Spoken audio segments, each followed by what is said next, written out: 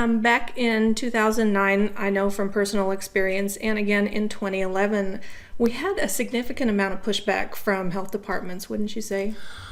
I think that would be fair. No, seriously. I'm Kelley from Homemade Texas, and today I'm talking with Judith McGeary, Executive Director of the Farm and Ranch Freedom Alliance, about a new way that some Texas health departments are trying to require permits from cottage food operators, and what you should do if it happens to you.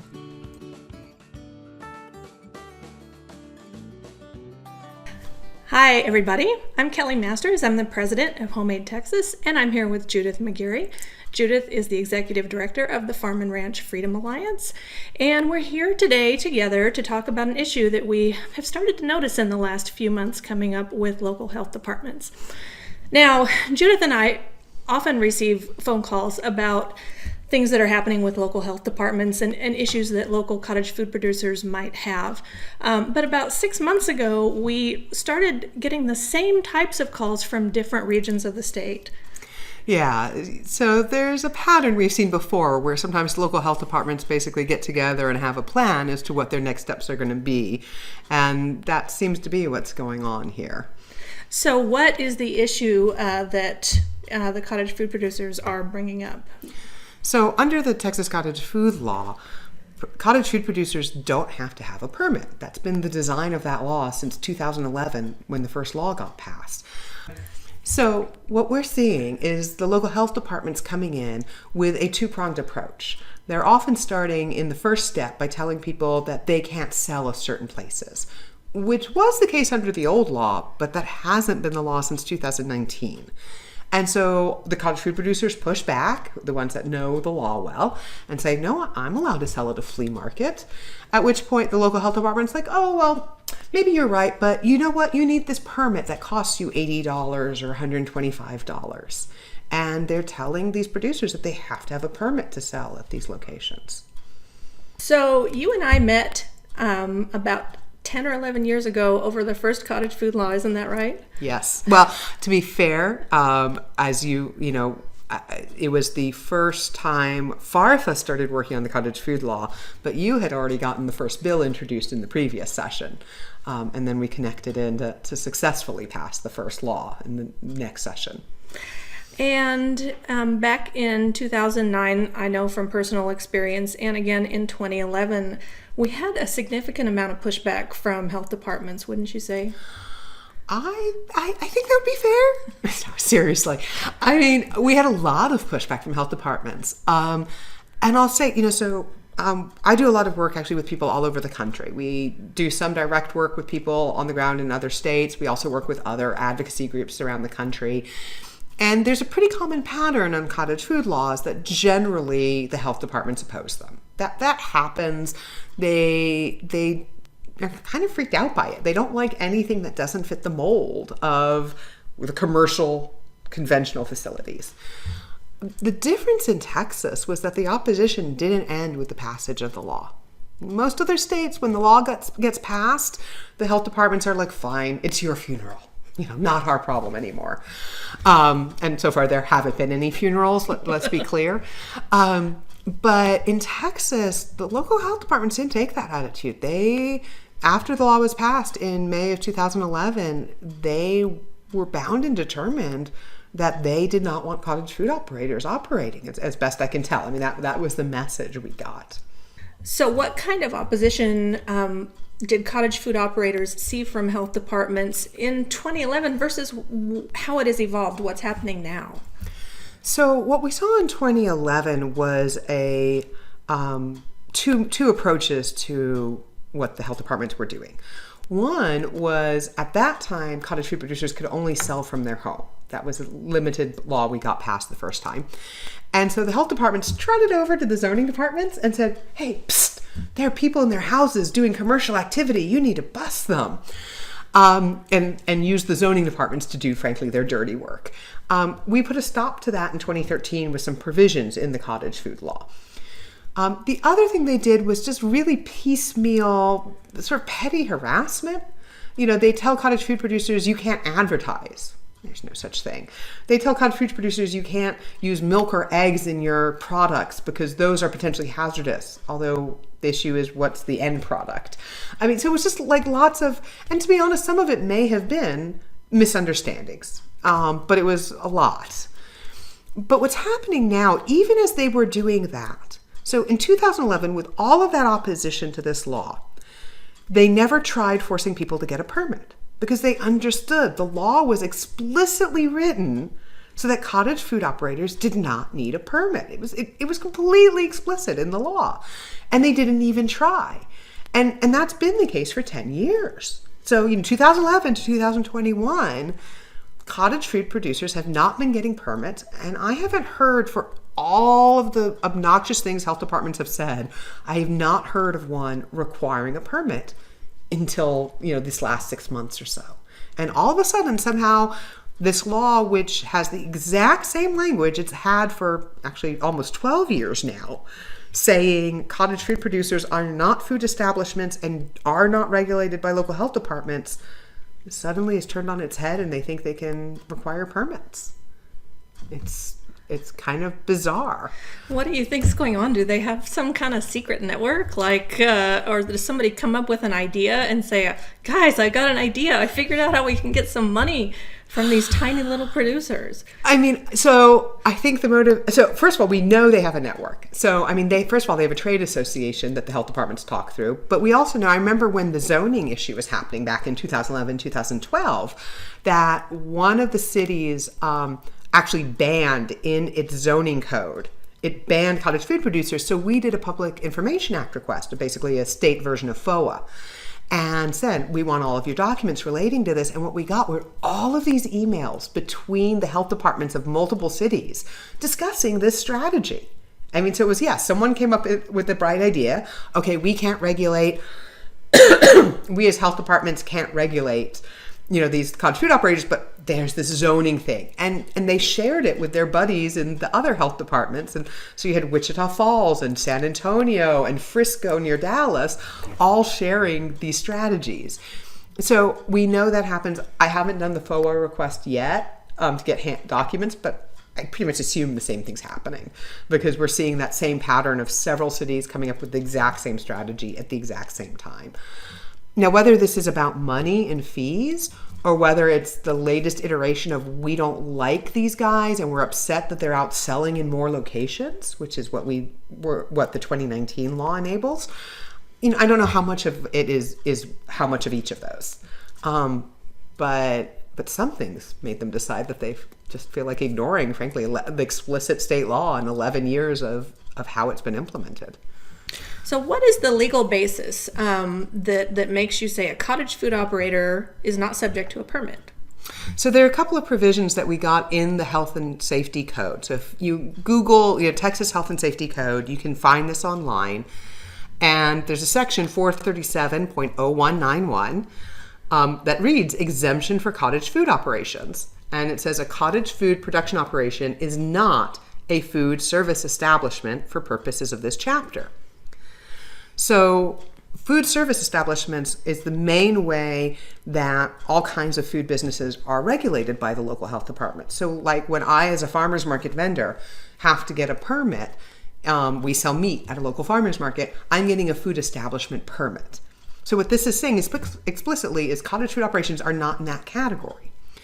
And then there's 437.0192 that says the headline is regulation of cottage food production operations by local government authorities prohibited. Complaints. A local government authority, including a local health department, may not regulate the production of food at a cottage food production operation. B, each local health department and the state health department shall maintain a record of complaint made by a person against a cottage food production operation. So this, again, explicitly says local health departments are not there to regulate the production of food. Now, I'm willing to bet, I'm going to go on a limb and say, I can hear a local health department official in my ear saying, but wait a second, we're not regulating the production of food. We're regulating how you sell it, and we're simply saying you need a permit to sell. There could even possibly, in isolation, be some basis to that argument. But when you put these two sections together, it doesn't make sense. because the first one was, a cottage food production is not a food service establishment. So it's not like a local government entity can just be like, I feel like creating a permit requirement and you have to go get a permit and pay me $125 for the heck of it. There needs to be a basis. Most permits that are there are actually based in state law, particularly food permits. Every food permit I know draws from state law. Theoretically, a city council could adopt a new ordinance. But without an ordinance, local health departments can't just willy-nilly be like, we feel like regulating these people and go require a permit. And what they're doing specifically here is blatant. They're taking their food establishment permit application and being, this is the permit you need to apply for. Oh, you're not a food service establishment? Don't worry. Just fill out that permit and that permit application and pay the fee. So what permit are you getting? They haven't even tried to make this legal. They haven't even tried to figure out if there might be a loophole in this law, which I don't think there is, but it's really blatant. They are not, cottage food production operations are not food service establishments, and these local health departments are making them get a food establishment permit.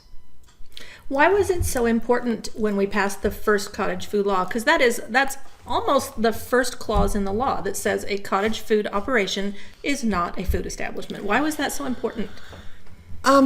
So the problem is that the local health departments generally don't see nuance. So certainly there were approaches, and actually I think, the approach that you took with the first cottage food bill was to try to take an approach that we can let people make foods in their home kitchens and still be regulated by these local health departments. And there were all of these provisions in there. And the answer was, it wasn't enough. And I from my experience, it would never be enough. They don't want any different regulations than the standard regulations. And so here's the book of regulations that applies to a craft food manufacturing plant. And that is the Bible, and they do not want any changes to it. And so it really became a situation that if you tried to create this sort of partway bill and said, well, they're still going to be regulated as food establishments, just allowed in their homes, it was going to be an impossible situation. It just was. And so what we did instead is we looked at this, and this is the sort of standard concept of the cottage food law, and go, okay, where is it that we can feel comfortable that we just don't need the local health departments? They have a place. I'm not saying local health departments have an important role to play, but that doesn't mean they have to play a role in everything. We don't have them come in and regulate people's potlucks. We know that there are places that we just are like, we don't need them here. Go regulate there. You don't need to regulate here. And so the whole concept of this cottage food law was, let's find the areas that we are comfortable, that we can look at data and say, these are low risk foods. These are things that rarely make people sick, where we can look at social and economic forces. This cottage food law is about people selling direct to, from the person who made it to the consumer, so that there's this transparent relationship, there's traceability, there's accountability. These are things that make the hand of the local health department simply unnecessary. And so this is baked into the whole concept. It wasn't an afterthought. It wasn't and we wanted this. This was the fundamental way this law was built. So for the people who are watching us, who are cottage food operators, and say they have run into an issue with their local health department is saying you have to buy a permit to sell at this event, this flea market, this craft show, what should they do if they're in that situation? So there are several things to do. First is get it in writing. Get as much as you can in writing. And there's a couple of reasons for that. One is sometimes the health departments will just back off. Sometimes you will find that when you push and you're like, I want it in writing, they don't want to put it in writing, they'll let it go. Let's say they don't let it go. You have a record of what they've done that you can take, and we can help you take to your state legislator to start dealing with this problem, or to the city council. Because I'm willing to bet that most city councils, if not all, are clueless. They have no idea what their health departments are doing. So get it in writing. Also push for getting in writing, what's their basis?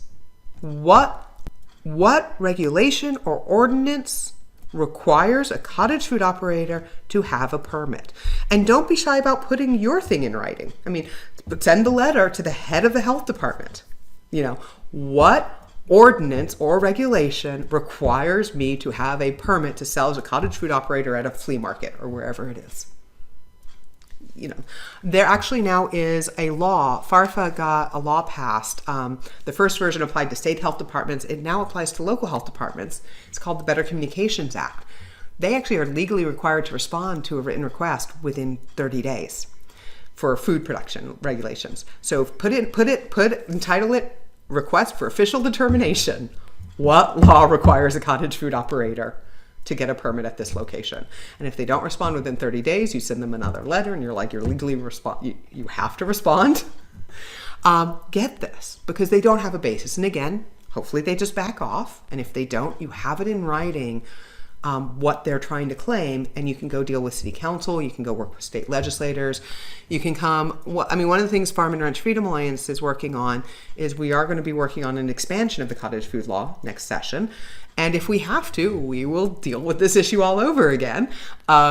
So bring it to us, give us this ammunition and work with us on this so that we can stop this from happening.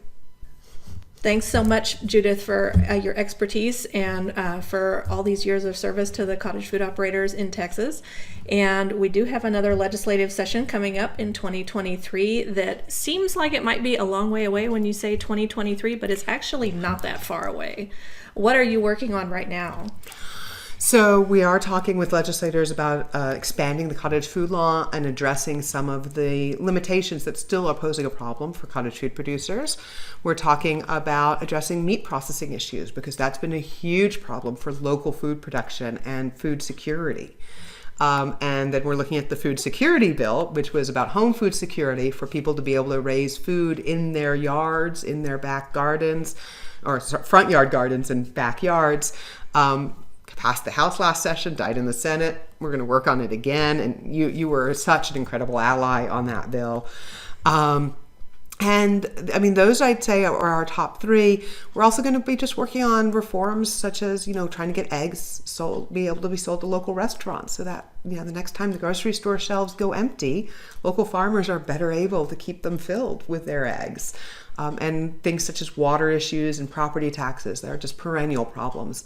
As we try, all of this is about trying to build a resilient local food system so that it supports the local economy, small businesses, and make sure that we've got a healthy food supply when there's a crisis, which is something I think so many more people looked around in COVID and went, oh, oops. And we don't need another oops moment. We need to take that as a wake-up call and change how food is done in this country.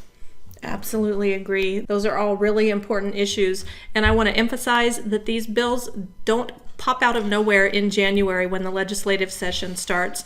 The groundwork is being laid now. So if you'd like to support this work, follow Farm and Ranch Freedom Alliance on Facebook. Find them on the web at farmandranchfreedom.org, and be sure to keep following Homemade Texas for more updates as we move closer to the next legislative session. Thanks. Thank you, Kelley. Thanks, Judith. Thanks for watching. If you found this video helpful, please give it a like, and be sure to hit the subscribe button to be notified when we post new content.